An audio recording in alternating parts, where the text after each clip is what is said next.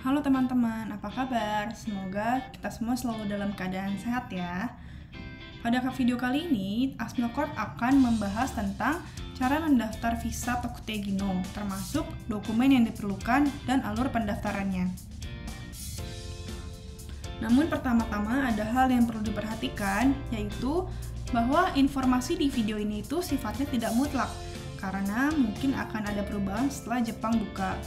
Kemudian juga proses pendaftaran visa ini baru dapat dilakukan setelah pembuatan COI, UK Resumisho, dan juga IKT-KLN selesai.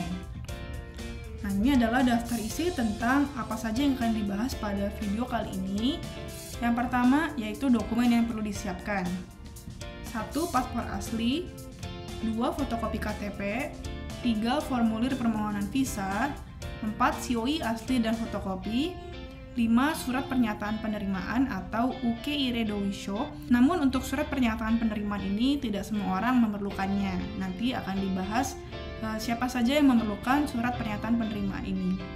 Yang keenam, pas foto terbaru ukuran 4,5 x 4,5, dan terakhir IKT-KLN. Pertama, untuk paspor asli, mungkin ada teman-teman yang bertanya apakah ada syarat masa berlaku paspor saat mendaftar visa. Nah, pada dasarnya, pemerintah Jepang itu tidak membatasi masa berlaku paspor pada saat pendaftaran visa, tetapi tetap harus mengikuti peraturan imigrasi Indonesia, di mana biasanya jika masa berlaku paspor kurang dari 6 bulan, maka tidak diperkenankan berpergian ke luar negeri. Oleh karena itu, kalau dari kita sarankan minimal masa berlaku paspor itu 7 bulan saat mendaftar visa. Alangkah lebih baiknya kalau itu minimal setahun, supaya jadi lebih aman saat sampai di Jepang. Kemudian kedua, fotokopi KTP. Nah, ini adalah contoh dari fotokopi KTP-nya. Fotokopinya ini sisi depan dan belakang, dan difotokopi pada kertas ukuran A4. Kemudian dilarang dilipat, ditekuk, maupun menggunakan staples. Karena peraturan ini juga berlaku untuk berkas-berkas lain ya, tidak hanya untuk KTP. Ini adalah contohnya. Kemudian adalah formulir permohonan visa. Formulir permohonan visa ini terdiri dari 3 lembar. 2 lembar pertama adalah formulir pendaftaran utamanya atau Visa Application Form to Enter Japan. Jadi ini adalah isinya tentang data diri kita. Kemudian yang dokumen kedua adalah semacam checklist dokumen dan surat pernyataan bahwa kita sudah mengumpulkan semua dokumen yang diperlukan dan juga data diri yang kita isi itu benar adanya, tidak ada kesalahan, seperti itu.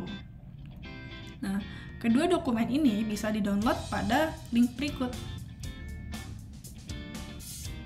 Kemudian COI asli dan fotokopi. COI ini biasanya masa berlakunya adalah 3 bulan. Cuman kemarin kan saat pandemi itu ada yang COI-nya sudah turun tapi belum bisa daftar visa. Nah, apabila sudah lebih dari 3 bulan sejak diterbitkannya COI, maka pendaftar juga harus mengumpulkan dokumen berikut yang disebut dengan UKI Redowisho.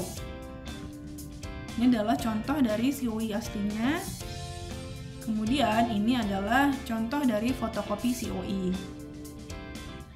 Yang keenam adalah seperti yang dibahas tadi, apa yang disebut dengan UKI Redowisho atau surat pernyataan penerimaan.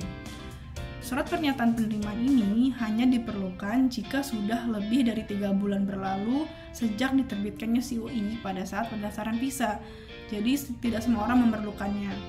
Dan UKI Redowisho ini dibuat oleh perusahaan penerima, perusahaan yang di Jepang. Oleh karena itu kita hanya perlu menerima scan ya atau kopinya. Nah, ini adalah contoh dari UKI Redowisho. Kemudian yang keenam, pas foto terbaru ukuran 4,5 x 4,5. Pas foto ini diambil tidak lebih dari 6 bulan sebelum waktu pendaftaran. Kemudian fotonya harus berwarna dengan latar belakang putih, menghadap lurus ke depan, dan wajah harus terlihat jelas. Kemudian fotonya juga tidak boleh blur gitu ya. Di atas adalah contoh foto yang benar dan yang di bawah adalah contoh yang salah. Seperti apa contoh yang salah?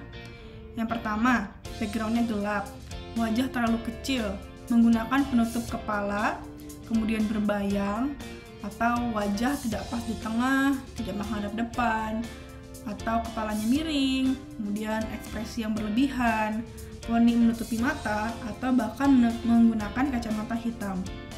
Oh ya, di sini perlu diingat, meskipun tadi disebut tidak boleh menggunakan penutup kepala, namun penutup kepala yang dimaksud di sini adalah topi atau kupluk gitu ya. Jadi kalau misalkan ada teman-teman yang menggunakan hijab itu boleh, tidak masalah. Yang tidak diperbolehkan adalah topi atau kupluk seperti itu. Nah, yang ketujuh adalah IKTKLN. Apa sih IKTKLN ini?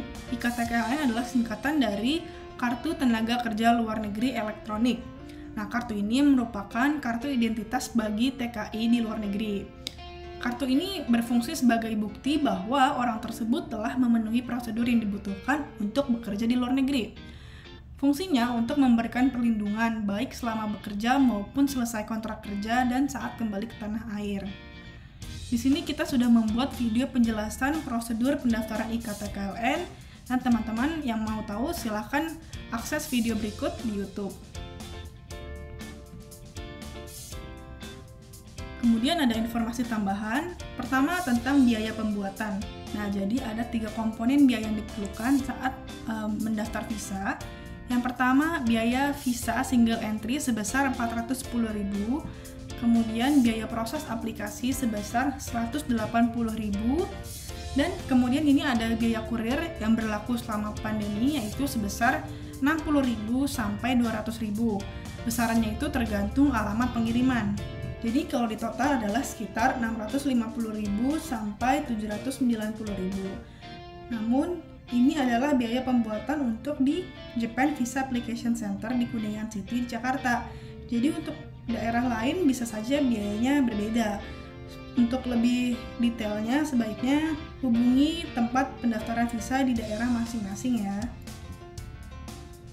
Nah, kemudian pengajuan visa ini bisa diwakilkan. Misalkan rumah kita itu terlalu jauh dari tempat pendaftaran visa, maka bisa diwakilkan. Namun, hanya anggota keluarga atau perwakilan dari tempat kerja pemohon, misalnya perwakilan dari LPK, yang diizinkan untuk mewakilkan pemohon. Nah, ini juga ada satu tambahan lagi. Kalau misalkan mau diwakilkan oleh LPK itu, salah satu syaratnya, pendaftar harus merupakan murid atau mahasiswa di LPK tersebut, baru bisa diwakilkan oleh LPK-nya. Nah, untuk dokumennya yang diperlukan, pertama, ada surat kuasa yang ditandatangani pemohon. Kemudian kalau diwakilkan oleh perusahaan, harus ada kartu identitas perwakilan, fotokopinya, dan juga surat tugas. Atau kalau diwakilkan oleh anggota keluarga, maka perlu untuk mengumpulkan fotokopi kartu identitas pewakil tersebut dan sertifikat yang membuktikan hubungan dengan pemohon, misalnya kartu keluarga gitu ya.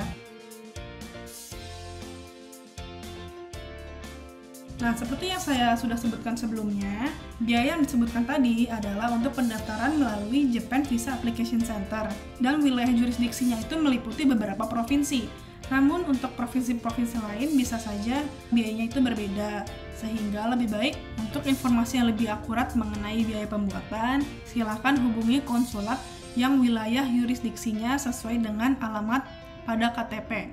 Seperti itu. Jadi sekian informasi bisa kita sampaikan saat ini. Jika ada pertanyaan lebih lanjut, silakan hubungi Asmilcorp melalui kontak yang tertulis di sini. Atau supaya lebih mudah, silakan scan barcode yang ada pada kanan bawah. Terima kasih.